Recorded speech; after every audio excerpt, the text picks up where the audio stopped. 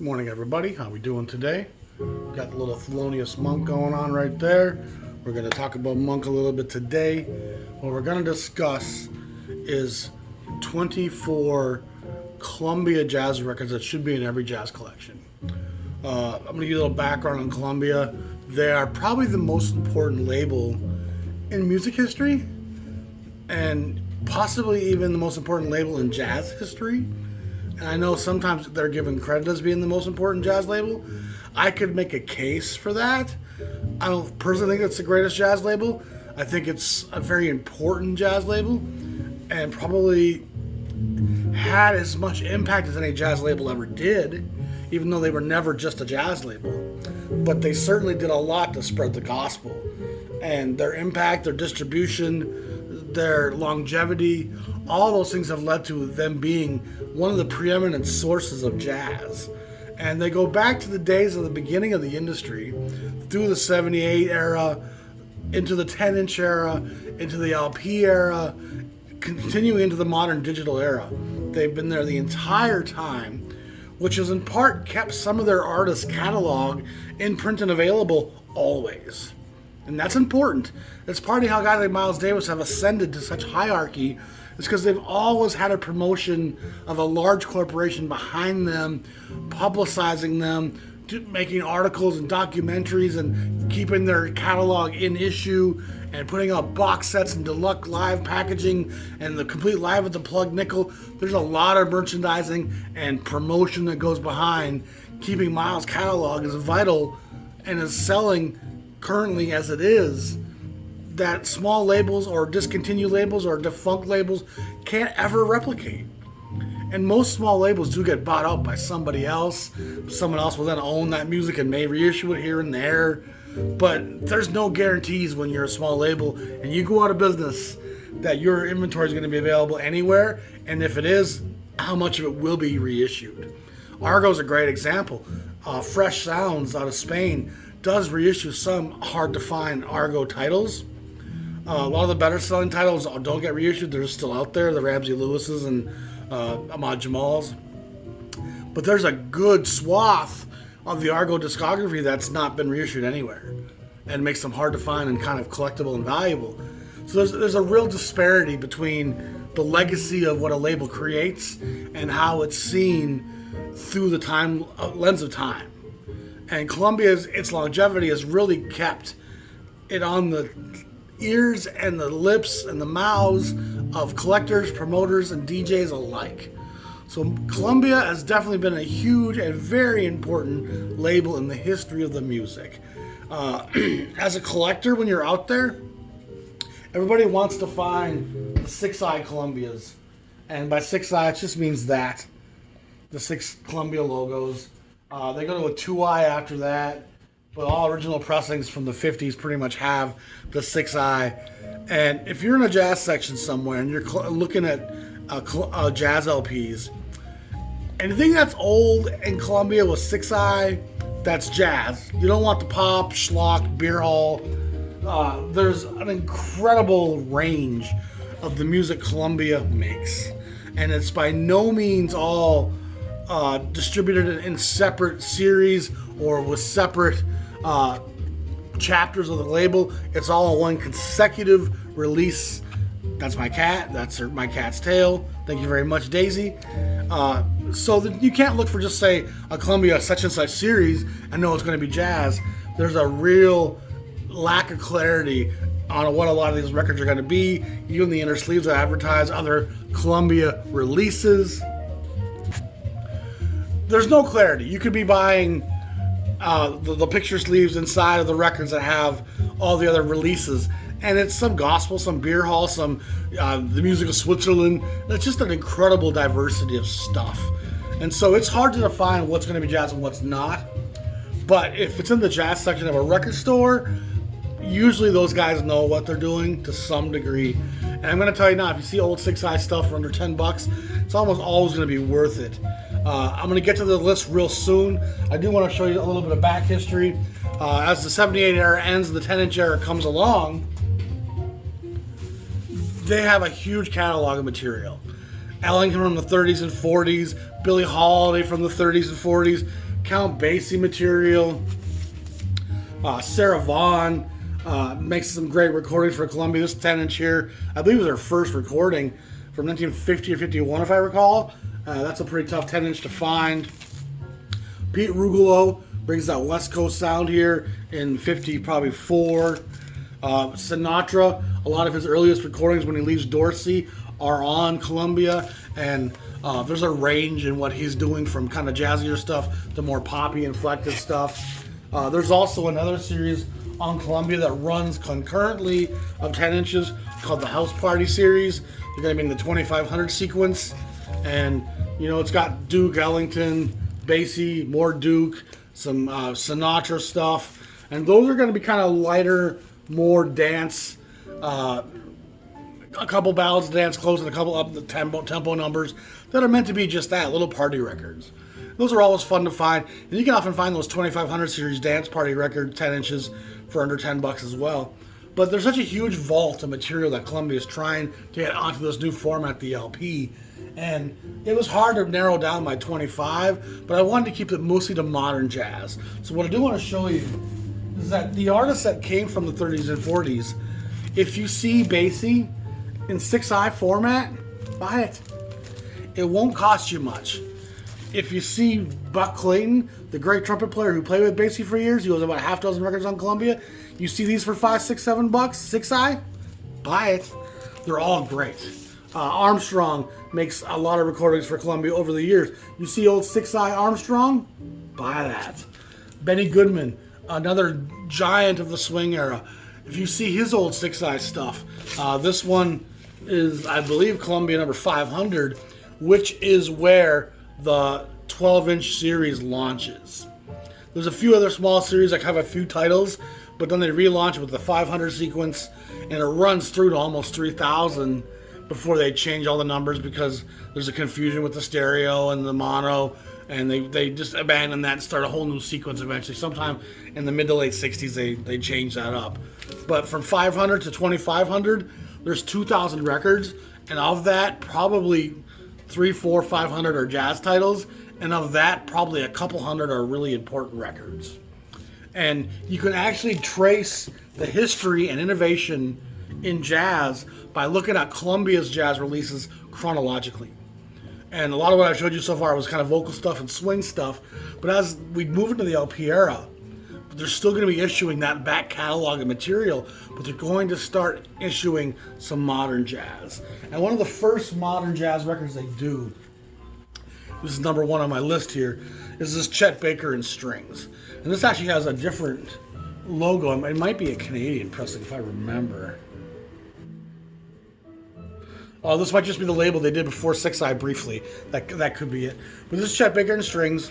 And it's Baker, who's already kind of established himself on the West Coast, doing a really melancholy version of West Coast cool.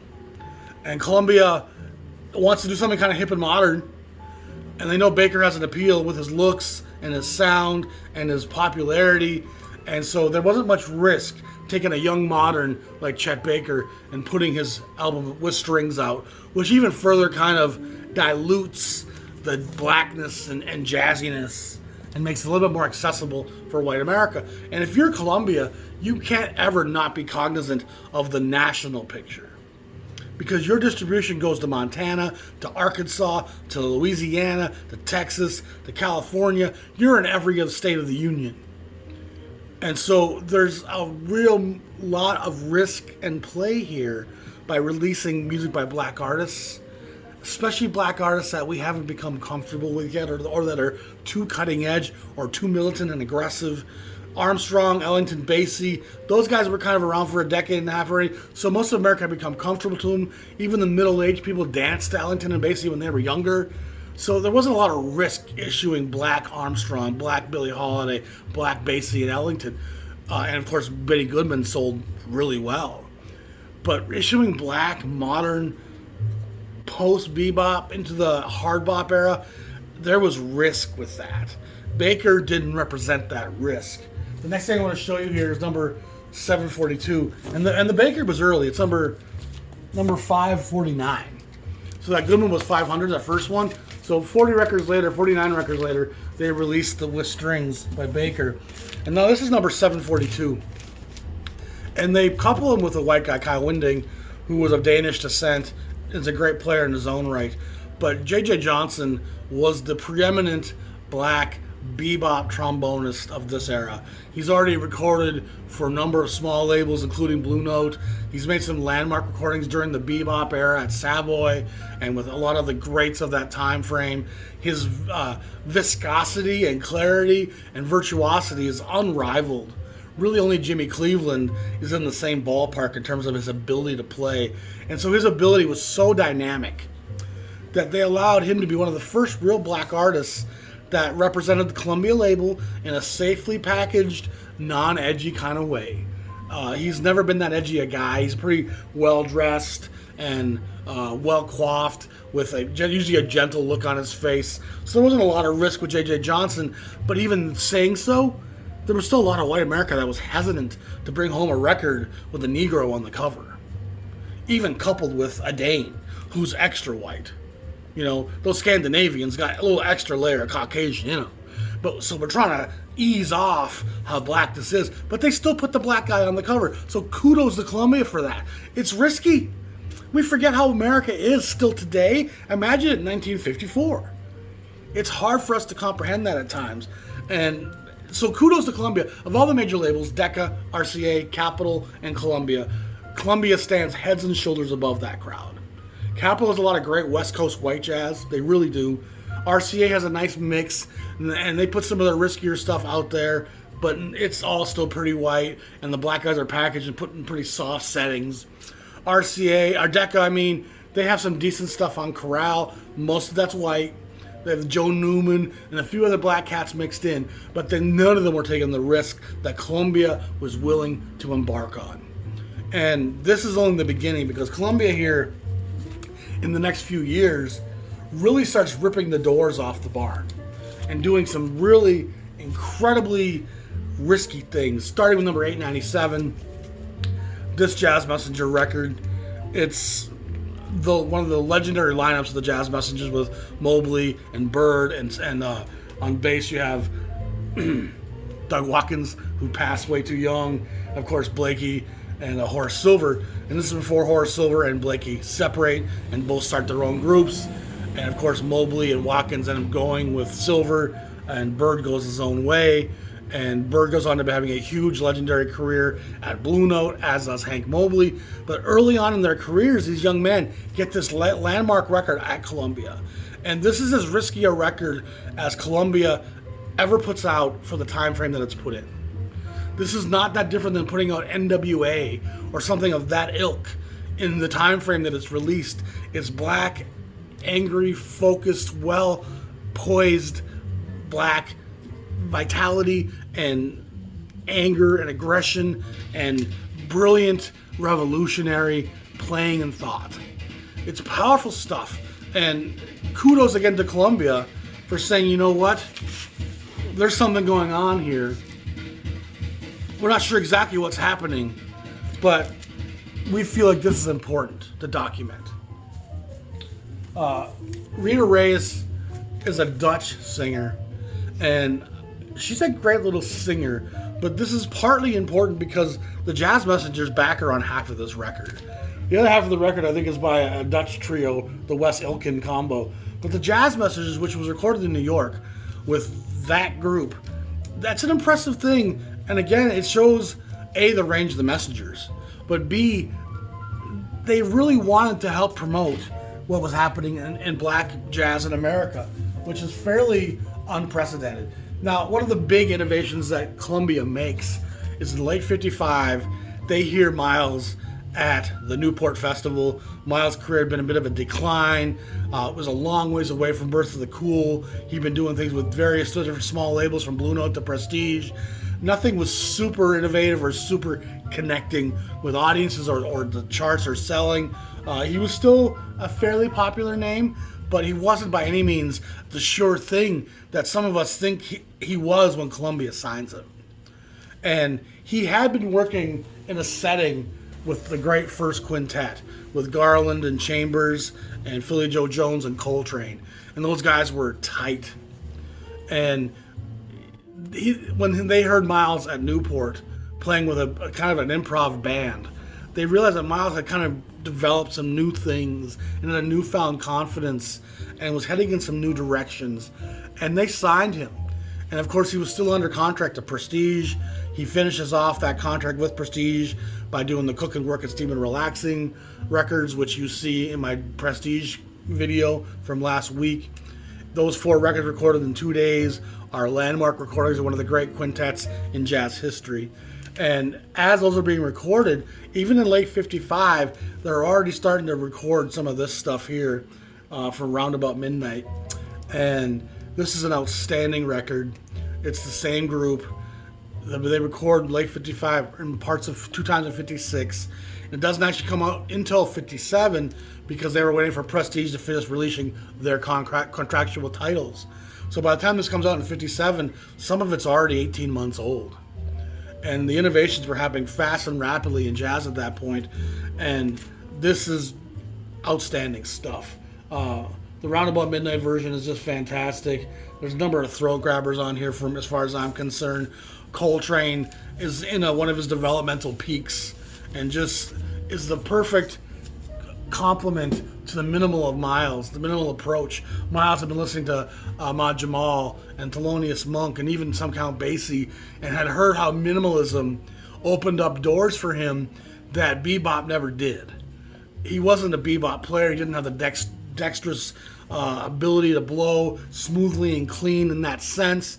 He was a fine bebop player, but no Dizzy Gillespie or Clifford Brown. But playing minimally, open space, allowing you to contemplate what my last note was and anticipate what my next note's going to be, that's part of the magic of Miles. Anticipating what's going to come. And it's a unique thing. And then you couple it with the ferocity of Coltrane, with the infinite ideation and the endless stream of notes and consciousness expressing infinite ideas as we strain towards the edge of the cosmos. Coltrane's a whole different ball of energy than that small, quiet, restrained approach of Miles Davis. And that yin and yang is a very powerful force. And underneath it, you have that great rhythm section of Garland, Chambers, and Philly Joe Jones. And those guys were one of the great groups in jazz history without question. And Columbia recognizes that that's going to be the new sound, these new small combos. The swing era was coming to an end. And there wasn't going to be a going back. They were commercially unfeasible. Rock and roll had now taken over the dance halls. Rhythm and blues had taken over the dance halls. And so the need for swing bands to do weddings, parties, and events was no longer a credible thing. And so as big bands broke up and became no longer part of the landscape, small combination jazz starts to become the norm. And it allows for a lot of new innovation and stuff to happen in jazz, but it also puts a lot of jazz guys out of work, which that's the duality of the music business. It's always going to be moving forward. So that's a very important landmark album for Miles.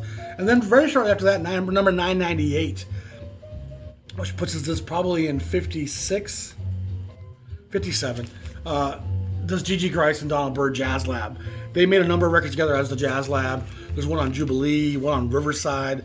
They're great stuff, very modern, compositionally challenging, some hints of dissonance and the avant-garde.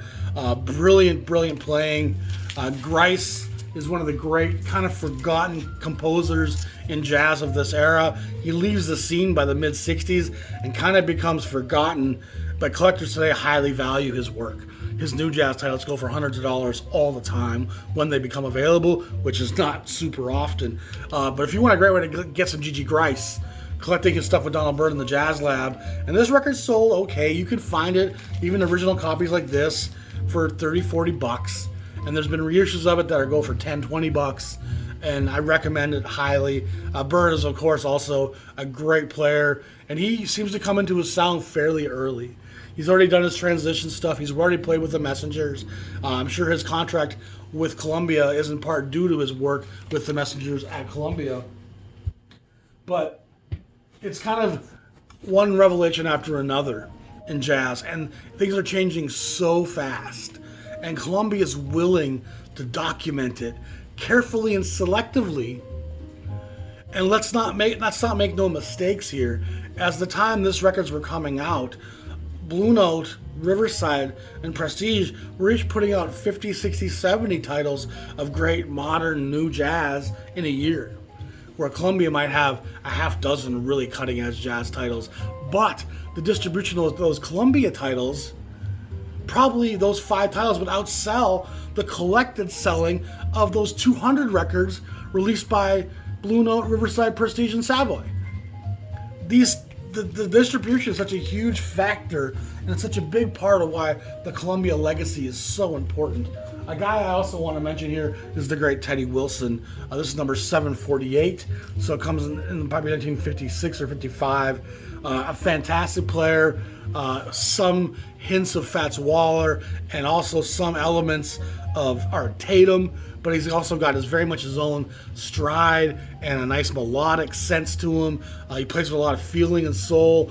Teddy Wilson's very much a forgotten name. He was one of the first guys to play as a black man in a white group with Benny Goodman.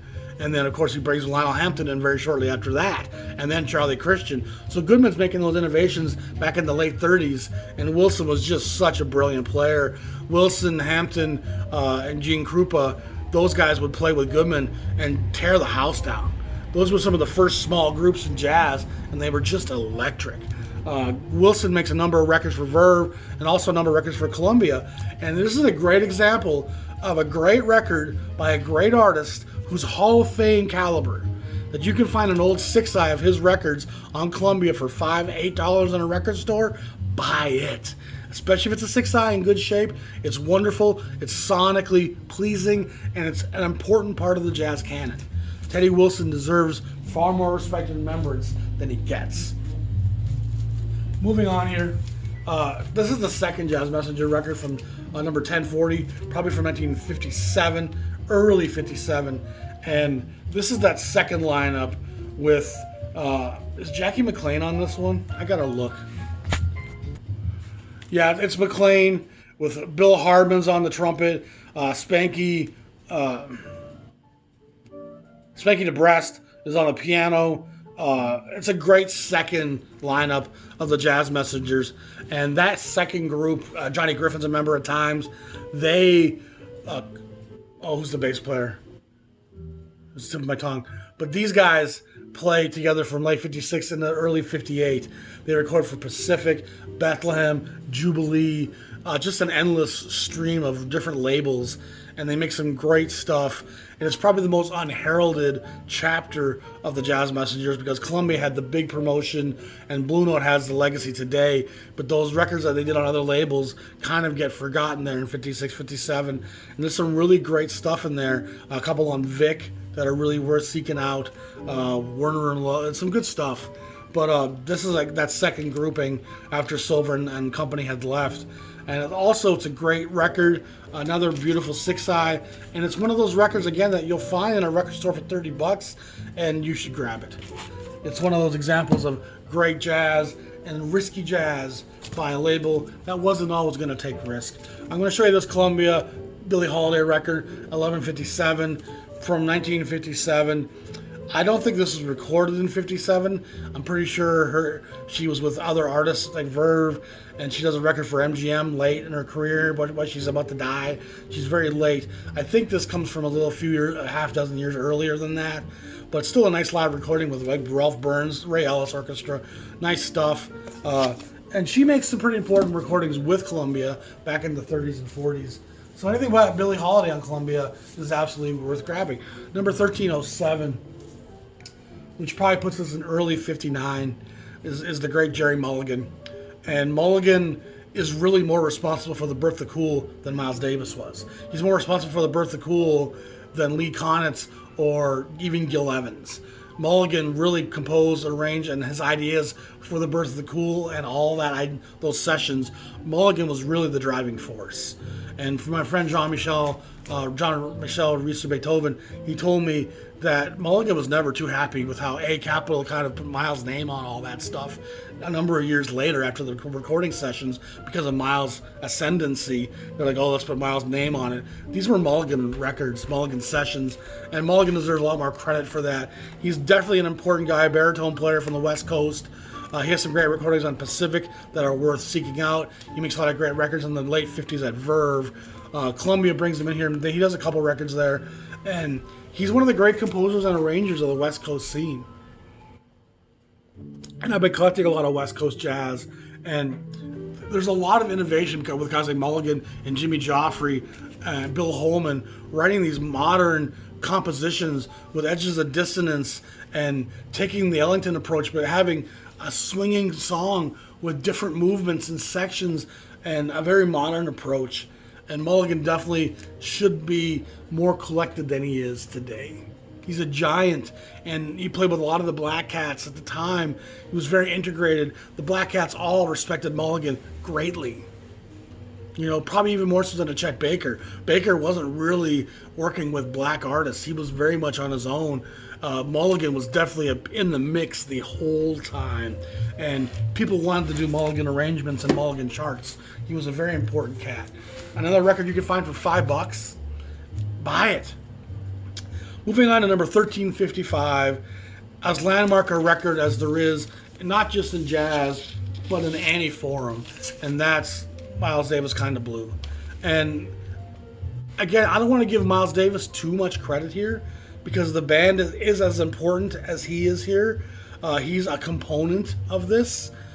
He does come up with the charts and shows the band as they show up and keeps it very structured but loose. They didn't get time to rehearse. They didn't get time to fall into patterns. They said, here it is. This is what we're going to do. Let's do take two.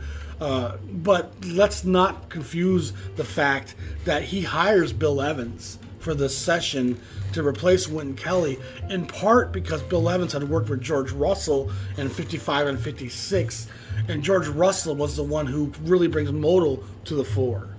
It was a George Russell innovation that Bill Evans took part in and understood the theory behind, and so he brings Evans in so he can replicate some of those ideas and sounds. So Evans is as integral a force here, and in a lot of ways, Russell deserves as much credit for Kinda Blue as anybody, but everyone heaps the praise on Miles and forgets about everybody else who was a part of this. This wasn't a Miles innovation, but he certainly does bring it to the masses with the force behind his contract at Columbia Records. They add Cannonball Adderley to the mix here. Evans was in the group briefly in 58 and then left when Kelly comes in, and then he brings Evans back to record this because Wynton Kelly was an R&B guy. He was very much a blues player, playing the groove and fill and space and pattern. Even Miles respected and loved Wynton Kelly for his ability to make an audience just entranced. He could really lead a solid track down for the horn players to play on.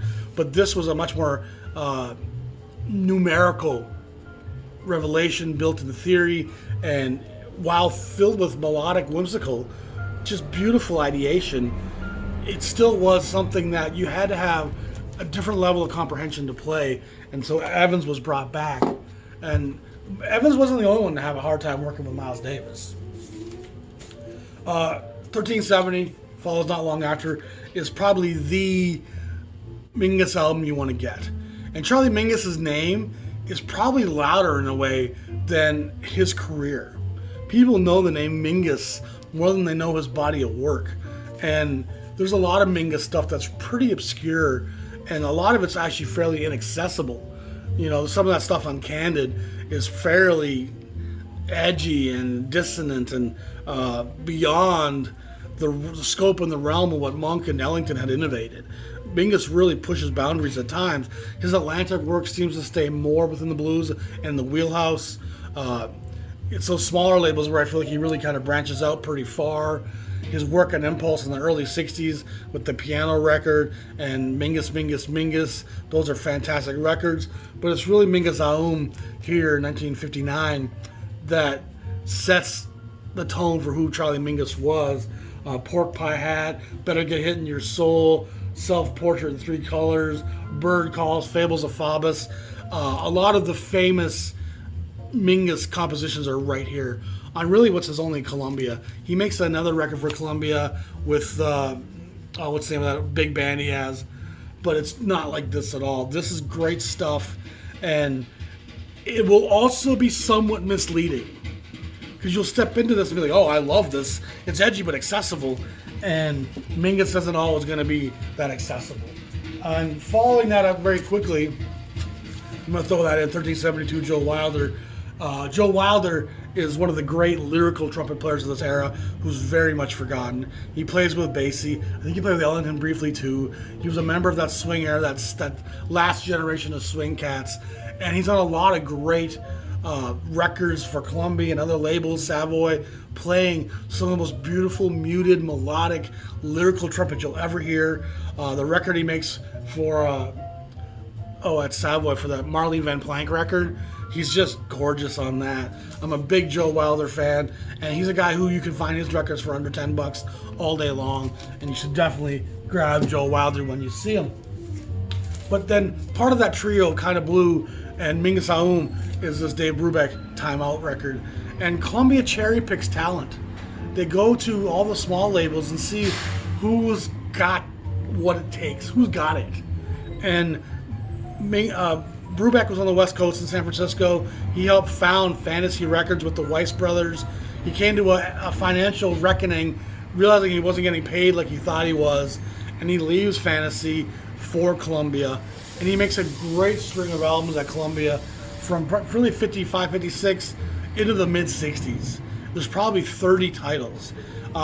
There's a lot of thrift stores and pawn shops and record stores that will have Brubeck Columbia titles in 6i form or in the 2i form for $5-10. They're all outstanding. He's a great West Coast cool player. He's not trying to be innovative. He's not trying to be on fire. He's cool. He's the pocket.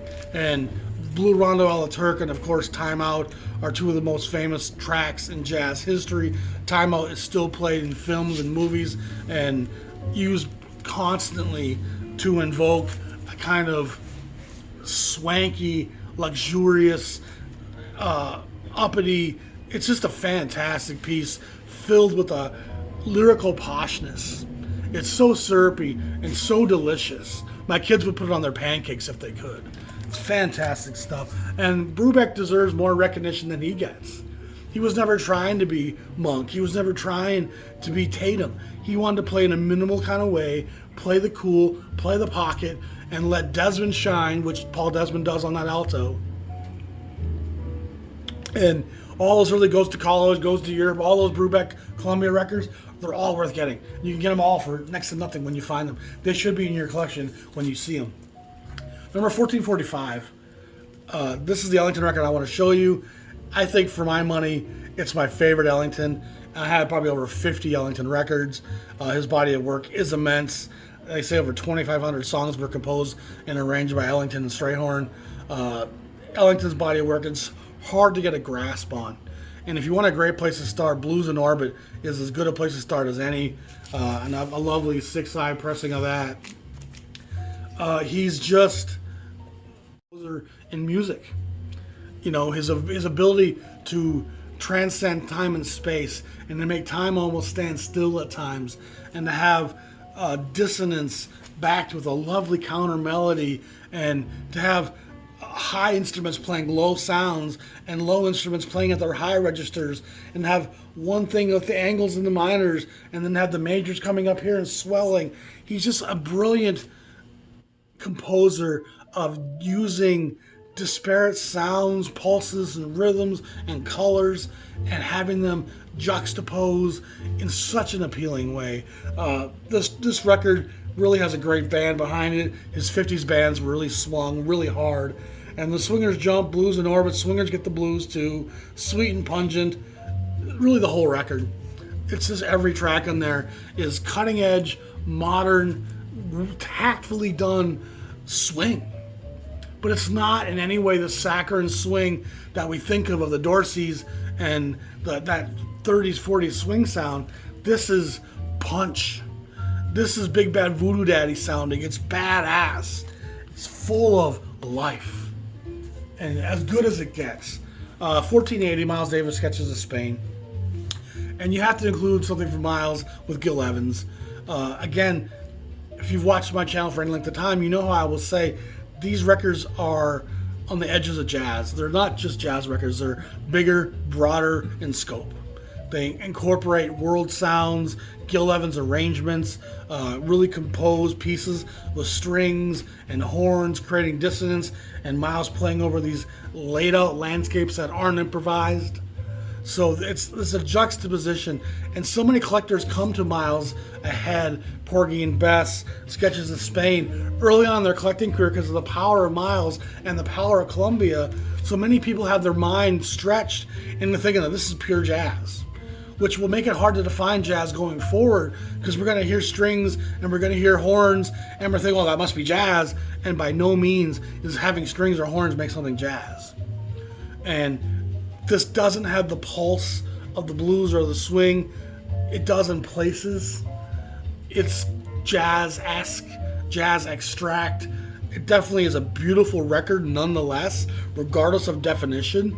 It's a masterful piece that's moody and contemplative, and you can almost feel the heat of the sun, and you can hear those locusts as they melt in this midday heat, and the rocks are too touched to pick up and throw, and you're hungry, but you're too hot and sweaty to want to eat. It just really puts you in a place, time, and setting, and Miles wanted to do something different. He felt the limitations of jazz, and the expectations, and he always wanted to kind of reinvent himself and see what other new directions he could go. And there's also a commercial aspect to it. These records sold really well to white people. There's no sign of anything black or American injustice, or this is Prince Purple Rain. Very poppy, accessible, and white people can buy it without having to feel guilty about anything. And white people like some culture if they don't got to feel any kind of guilt connected to it. A great record nonetheless, should be in every collection. Just know that this doesn't define jazz. This is stretched beyond the borders of jazz with some jazz still in it. And that doesn't in any way reduce how great a record it is. It's still an incredible piece of music and should be owned by everyone. Moving along, this Oscar Brown record from 1577, probably 1960, is absolutely one of the coolest records I own. From Watermelon to the song about the gal being sold on the slave auction block called Bid 'Em In, the Work Song, which is a song by by Bobby Timmons that he puts the words to, along with Dat Dare, which he puts words to, another Bobby Timmons recording, Humdrum Blues, Sleepy, Somebody Buy Me a Drink, But I Was Cool. It's very unique. I don't want to call him a hipster, but he's a bit of a black showman, going back to almost a vaudevillian kind of throwing voices and characters into his act, into his song. He'll sing two different people's parts as they're in part of a conversation, and yet it's incredibly poignant and incredibly socially charged, and it speaks about race, it speaks about stereotype, it speaks about the disconnect between the different cultures in America.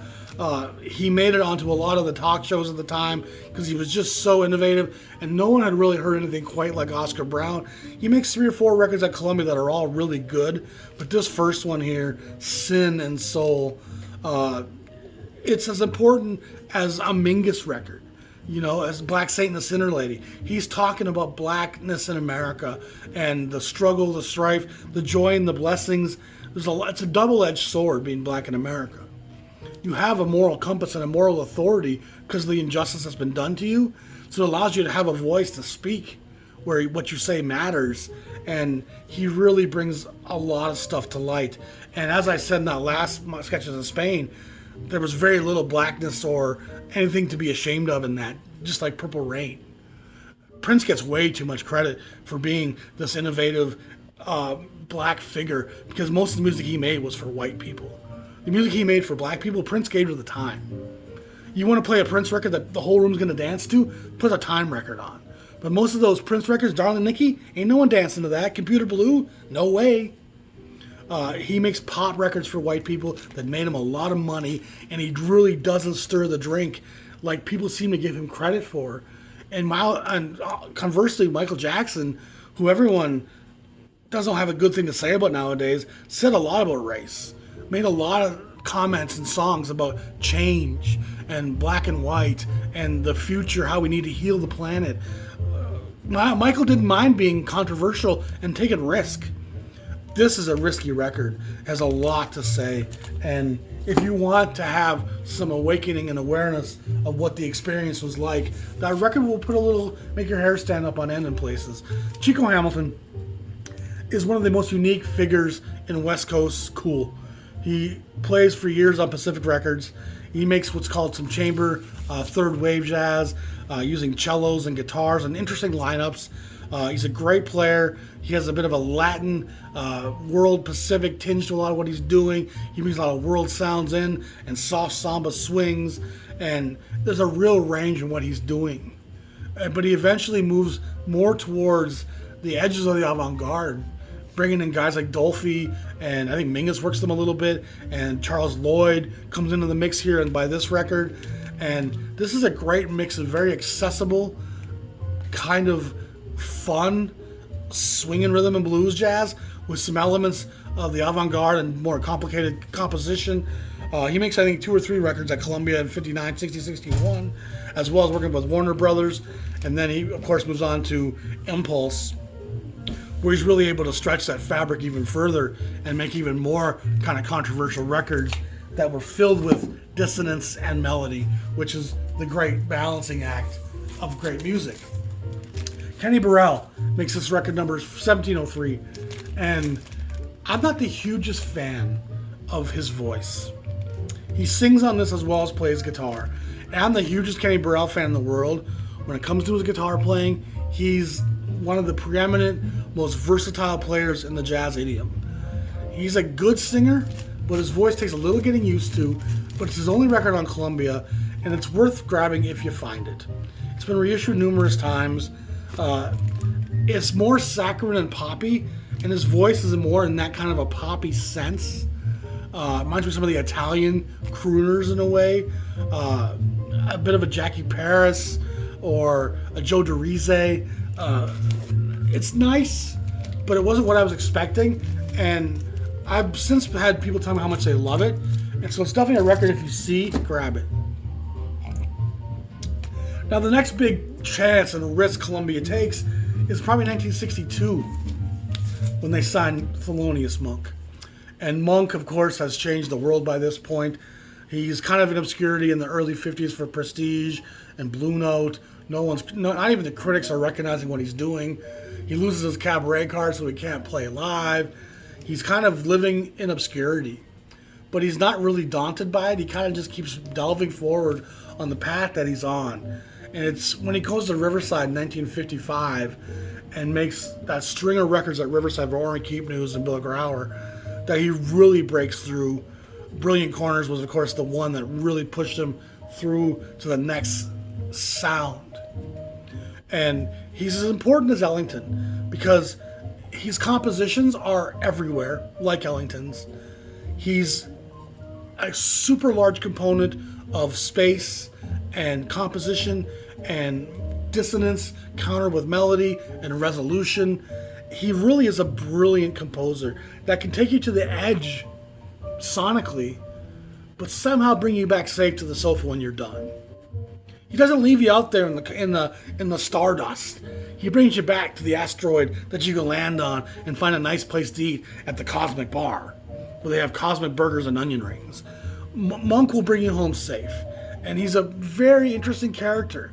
And Columbia, again, takes somewhat of a risk bringing Monk over, even though he's kind of become established at this point. He's still a peripheral figure in white America. If you look at the Playboy polls in the Playboy magazine of the great jazz artists, the late 50s, you're not going to find the Coltranes, the Thelonious Monks, the Sonny Rollins. It's all the white West Coast cats who white people knew. So as much as we think Monk had really risen to a place of esteem, he was still not a household name by any means. And going to Columbia really gave him that new distribution, that new powerful force of marketing. And like Miles, Monk's catalog has been kept in print. So his name rings out continuously from one generation to the next. Monk's never not part of the discussion. Monk's never not mentioned in the documentaries. Monk is as relevant today as he's ever been. And he's a bridge between the avant-garde and free jazz and Ellington and Basie. He has the minimalism of Basie, the composition of Ellington, but again, he does it all in a reduced setting, and he takes the piano and makes that his orchestra. And there's no doubt that many of the horn players who played with him struggled to understand where Monk was going to go and going to be around that next corner. And guys often just sat out when Monk was doing his thing. And Monk would often get up and just dance when other guys were playing. He's such a unique figure in the music. And he makes a great string of records at Columbia, probably not equal to his output at Riverside. But he's still doing stuff that's absolutely legendary. And he re-records some of his earlier works at Blue Note and at Riverside, and re-records them at Columbia with different bands. Charlie Rouse in the group for a long time. Monk on Columbia is always worth grabbing, and because they've always been available, there's years of different series of reissues. You can find Monk records for pretty affordable pricing. The last Miles Davis I'm going to show you, Miles Davis continues into Columbia well into the 70s and 80s. So this is by no means the end of Miles' Columbia connection, but this is a masterpiece here with the second quintet with Hancock, Shorter, Williams, Miles, and who am I missing? Carter, Hancock, Williams. The great second quintet. It's an incredible band. Very much something Miles kind of derided early on was the Wayne Shorter dissonant kind of new sound. And by the time 65 has rolled around, he's hired a lot of those kids. He's brought in Herbie Hancock. He's brought in Wayne Shorter, Tony Williams, and Ron Carter. And they make some incredible modern music. And there's a humility in Miles here that we don't often see and hear. He went through a tough little dry spell there, 62, 63, after that first great quintet dissolves. And he's trying different players out. And he eventually comes back to a more modern, edges of the avant-garde approach with this group. And there's times where it almost feels like he's holding on for dear life as Williams, Carter, Hancock, and Shorter fly through Wayne Shorter's compositions. Yet he definitely holds his own and reveals new sounds and edges to his playing with this group. It definitely was taken as a challenge by him to keep up with these young men. And Wayne Shorter, of course, from Indiana, signs with VJ early on, goes to Blue Note to work with Blakey and the Jazz Messengers, and he becomes one of the main composers and arrangers in the Jazz Messengers for a good 5-6 years. Shorter's a huge driving component in one of the most hardcore jazz groups that ever existed. And then after his time with the Jazz Messengers, it's Miles that says, Wayne Shorter, I'm now ready to try this music. And Shorter actually changes a lot of his composition, a lot of his dissonance, a lot of his arrangement changes from the driving propulsed sounds of the Jazz Messengers to now this new, more open landscape of the savannas of this new modern Miles quintet. So Shorter's innovations here are brilliant. Miles' adaptations are really clever. And of course, Hancock's one of the great piano players, a very cerebral, intellectual player. And Carter and Williams are two of the greatest players to ever play bass and drums in the jazz world. This is the first of probably 5 second quintet records that are all noteworthy, filled with great innovative sounds. There's a Plug Nickel box set that came out shortly after this. And if you want to hear that quintet in their best form, check out that Plug Nickel box set. They'll do some of the same songs, different sets, different nights, and every night they come out different. If I Was a Bell, you'll hear it in 8 different ways. George Benson Cookbook, 2613, early George Benson. This is funky fusion. funky fusion crossover. The Pittsburgh Hillside black community pushed out this young George Benson talent who was playing in bars from a young age. He's a brilliant player, can play anything, can play any sound, has multiple guitar tonalities. He's a very diverse, adaptable player. And this is some of his funkiest, straightforward rhythm and blues, up tempos, blues tempos. Fantastic Benson. And again, it shows you how Columbia is keeping up with what's happening. And by now we're probably 1968, 67, and it's outstanding George Benson. It's a record you can find sometimes for $7. Don't pass it up. You're gonna wish you had it at some point. Art Farmer doesn't do a lot of Columbia, but this is a nice little live session, 2649, the live concert performance, the time and the place. Farmer is a great adjunct to Miles. If you love Miles, you will love Art Farmer. A very beautiful melodic player. He's playing with Jimmy Heath, who's a great tenor player, and a nice little rhythm section on this as well with Mickey Roker, Coleman Walton, and Walter Booker. It's a nice record. I'm a huge Art Farmer guy. This is not Farmer's most noteworthy material by any stretch, but again, having even one or two records, Baroque Sketches also on Columbia, having even one or two records on Columbia will put your distribution nationwide, and then it's going to make more people go out and look for your other label work. So it was never a bad idea to say, yeah, I'm going to sign with Columbia for a few records. Another Monk record I want to show you just quickly here was Straight No Chaser. A really interesting record. I think Rouse is on this one. Teo Macero's producing it. Fantastic stuff. Monk, again, showing you his choppy, brilliant. I've often compared Thelonious Monk to the sound of a cat walking on a piano. Chung, chung, chung, chung, chung, chung. Just chunks and blocks, and you never really know when that next paw is going to come down. Very interesting approach. Into the 70s, Columbia is still keeping up with the times. And by 74, 75, they've signed Hancock. And Hancock's gone through various permutations, whether it was the era at Warner Brothers with the Mwandishi Band, or he goes into the Thrust era here at Columbia, where they start at first kind of still being very fusion and complex modern rock, art rock, prog rock, but then he brings in the Headhunters, and that next group, they make two or three of the most funky crossover, accessible jazz fusion funk R&B records in the canon. They're outstanding. You can play them at a DJ gig, you can play them at a party. They have movement, they have propulsion, they bubble, they ferment, they tickle your spine, they have edges of dissonance, suspense, and mystery, and they always bring you back home in the Scooby-Mobile. Time for a Scooby snack. It's good stuff. It's great stuff. And the last record I want to show you is this Dexter Gordon Homecoming. I believe it was 1977, maybe 78. Dexter's been in Europe for a long time. He's kind of become a forgotten man.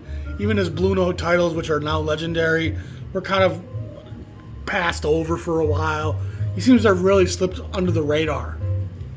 And other guys that come back from Europe to zero fanfare. Don Byas, no one even remembered who he was. So it was always risky coming home because A, the music scene had changed so much. Even the black community had changed so much. The political strife and chaos of America. When you're living in France for 2 decades, in Denmark, the landscape is very different. You're almost revered there. Going home to America, to DC, and to Atlanta, and Chicago, and Detroit, where you're still an N-word, it didn't have that much appeal, aside from the fact you missed your neighborhood and your community. You missed knowing what was going on in the black community. You didn't feel connected to a lot of the chaos and the strife, and therefore you lost some of the feeling of what your other brothers and sisters were going through, that sorrow. So there was always a longing to come home, believe it or not. Most of them have said, even though they were living in much more harmony and peace in Europe, you still miss your people, your neighborhood, your childhood upbringing, the food of your childhood, the music of your childhood, the churches from your childhood. You can't help but be a young black American male, live in Europe for 20 years and still want a nice pot of soul food. And so a lot of them eventually come home, and sadly most of them didn't get much fanfare. Dexter Gordon was an exception. There was lines down the block to see Dexter come home, and it was probably the right time. there was a traditional jazz movement happening, starting to build back up in New York. There was kind of a rejection of some of the fusion era. The R&B sold out, kind of really commercialized. Bill Withers, Grover Washington jazz. There was more of a need again for trad jazz with small combos, playing in little smoky basement bars. And Dexter comes back right as that moment's happening.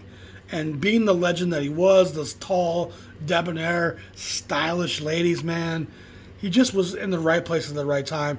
This record sold well. He sounds in fine form. He blows hard with a great group here. It's a double LP.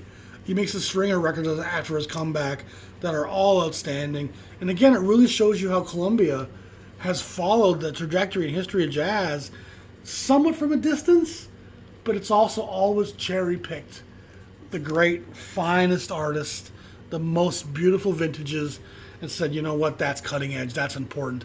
Let's document that Blakey. Let's capture that Miles Quintet. Let's record some Thelonious Monk. Let's bring some Mingus to the masses. And so from Armstrong to Dexter Gordon's Homecoming, and Columbia's still doing stuff today. So they're super important. And by no means do you want to collect every Columbia record ever released, because there's thousands of them. And they cover the full range from Johnny Cash to psychedelic to the most cheesy, schmaltzy organ, gospel. Everything's on Columbia. But the jazz titles, there's some really noteworthy stuff in there. And I showed you 24 titles that I loved, as well as some early 10 inches. And remember, if you see early Basie, Holiday, Armstrong, Clayton, Ellington on Columbia, always grab those. They're cheap and they're great. You'll never regret buying an early Ellington record on Columbia. They're always outstanding. And if you get enough Ellington, you'll slowly start filling in that incredible photo album of music that talks about America like few other things do. Ellington's telling the American story. And someday, 1,000 years from now, historians will look at Ellington's body of work, from Black and Tan Fantasy to the Liberian Suite, to the Sacred Concerts, to Taking the A Train. And they're going to recognize the racial components, the black neighborhoods, the spirituality of black people, the overcoming, the positivity in spite of, the dancing and celebration, the absolute sincerity and desperation of this black gospel that is jazz music. So Columbia deserves a lot of credit. Every jazz collection should have a lot of Columbia records. Again, I don't think it's the most important jazz label ever, because it was so much more than just a jazz label. But the body of work that they do is important, and the distribution that it brought to those artists is of the utmost importance. Because it's really Columbia that's single-handedly responsible for bringing Miles and Monk and Mingus to the masses. And it's those records that draw people in. So we discover Blue Note and Prestige and Riverside and Argo and Emercy and Contemporary and Verve and Savoy and Atlantic and Bethlehem and all those other great labels that I talk about all the time.